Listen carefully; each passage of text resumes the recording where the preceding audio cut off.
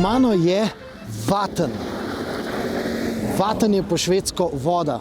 In seveda, te vode je zelo, zelo veliko. Med 35 in pa 50 cm ledu je tukaj spodaj, da pa lahko avtomobil takole drifta po tem zaledenelem jezeru. Zadostuje že komaj 10 cm, da lahko letalo pristane, je ponovadi dovolj 25 cm. Tukaj imamo torej ledu na pretek za takšno zabavo. Tukaj na tem zaledenelem jezeru pa preizkusimo 4-kolesno gnane Škode, bencinske in električne.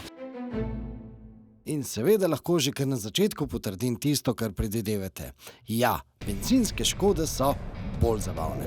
Visoka masa baterij v dnu pač ne mara hitre menjave smeri, v ovinkih električna Škoda pač hoče po svoje. Ampak kar je, elektrike se bo treba privaditi in saj na koncu sem celo z Eniakom odpeljal nekaj zabavnih krogov. Ampak seveda, šele na koncu, to je bilo takrat, ko so se inštruktorji že omehčali in nam dovolili vklop športnega načina delovanja ESP-ja. Normalni način namreč ob vsakem zdrsu v hipu poberu samo moč in avto nikakor ne povleče tako, kot bi moral. Ampak saj to že vemo. Z Eniakom smo namreč lani na sveže zasneženi Rogli obstali za vsako figo. In tam smo tudi videli, kako je soroden ID4 4-kolesnim pogonom v istih razmerah na Rogli bistveno lažje peljal naokoli. Torej, da boste po zimi lažje shajali s snegom, izberite Škodo z 2 elektromotorima. Pa takrat, ko obstanete, takrat si pomagajte športnim načinom. Gumba za izklop nadzora zdrsa pogonskih koles namreč v Eniakih ni. Ampak seveda na tem 5. največjem švedskem jezeru pa imamo seveda upravka tudi z Škodami, pri katerih pa so izključili sistem nadzora pogonskih koles. Ampak seveda niso to zvezde večera. Zvezda je pravzaprav dirkalna Škoda Fabia R2.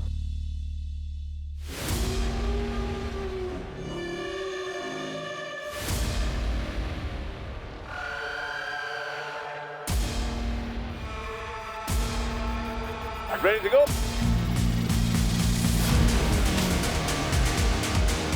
Snowy driving is actually surprisingly similar to gravel rallying. Maybe the biggest difference is that since we have studs on the tires, you need to put some force. You need to, let's say, put the stud into the ground with really leaning on the tire, and this requires, I think, some practice because it feels slippery at first, but the faster you go, the more grip you have, which is a bit counterintuitive. So yeah, it is. So yeah, that's not always so easy between the trees in the forest, but how do you convince yourself? Just push it more. Well, maybe the point is not to think so much. just go for it. Yeah. Be crazy or that's one way to say it, yeah.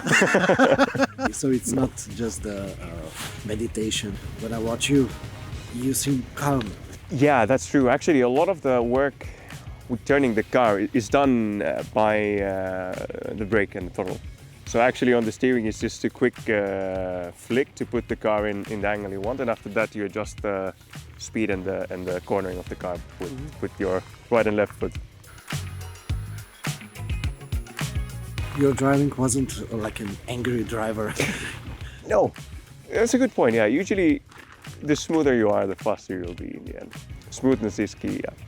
You know how to drive.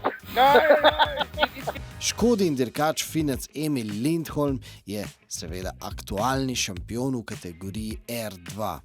Gre za drugo najhitrejšo skupino rally dirkalnikov in zanje velja, da comparing to the other motorsport activities, it's quite cheap. Iz elitnega razreda se je Škoda umaknila že pred leti in to je bilo, kot so pozneje ugotovili, poslovno izredno smiselna odločitev.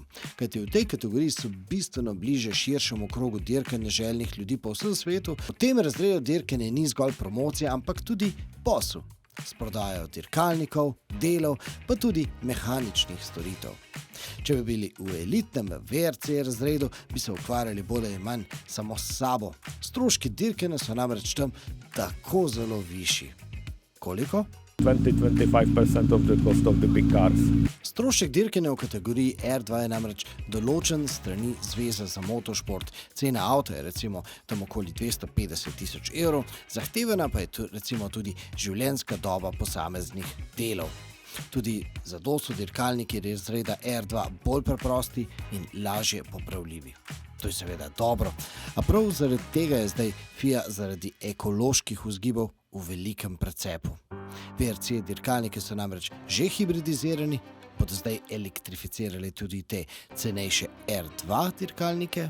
Big question, because if some hybridization would be introduced here, it would be necessary to find a way how to make it cheap and how to make it reliable. WRC1 is the hybrid car with some kit which consists of battery, electrical motor and all the high voltage equipment. It's not a cheap things. This kit costs almost the same or even more than this car. So then if it would go in the direction like that for Rally 2 category, definitely we could not say that this is the category for wide range of the customers. And to be honest, another point is servicing. If the customer is buying the car like this, a lot of things are poorly mechanical and the mechanics can repair or manage easily. If you have a car which has 800 volts inside, it's much more complicated to provide all the services and to properly maintain the car, which is another aspect as well for the customers. Completely change the world of rally. This I think so. Yeah. Verjetno si ni smiselno delati utvar, slej ko prej bo elektrika vendarle na nek način zapeljala tudi v to kvazi poceni rally kategorijo. Ampak, ko že govorimo o zanesljivosti, inženirji ugotavljajo, da mraz slabo vpliva samo na baterije. Motor z mrazom nima nobenih težav.